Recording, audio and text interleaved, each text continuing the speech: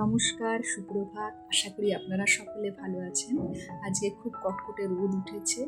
রোজকার মতো আজকে সকালেও রান্নাবান্না সেরে নিয়েছি। আজকে করেছি ফুলকপির ডালনা। এটার মধ্যে একটু পোস্ত চার মগজ বাটা আছে, বেগুনে নুন হলুদ মাখিয়ে রেখেছি, আমার শাশুড়িমা ভেজে দেবেন। ডিম সিদ্ধ করে রেখেছি, ভাত আর কি দেখাবো।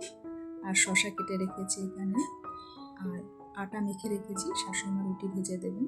বাকি রুটিটা আমার যে পরিচারিকা আসে ওই মেয়েটি বানিয়ে দেবে। মেয়ের জন্য গরম জল করে রাখলাম। আর শাকটা করতে অত তাড়া নেই, মেন রান্নাগুলো হয়ে গেছে, তাই শাকটা এখন ধুয়ে নিচ্ছি, ধীরে ধীরে করে নেব। এদিকে আমি আমার বরের শার্টটা আয়রন করে দিলাম। সুতির শার্ট ছিল, মেয়ে এখনো ঘুমাচ্ছে, সেই সুযোগে এই কাজগুলো সব সেরে নিচ্ছি।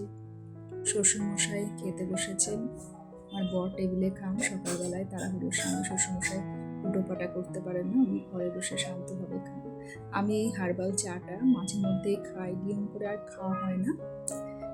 এটা মানে একটা গরম মশলা গুঁড়োর মতো খেতে, তবুও খাওয়ার চেষ্টা করি।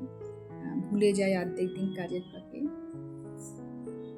আপনাদের এই ছোট্ট ব্লগটা কেমন লাগলো আমাকে অবশ্যই জানাবেন।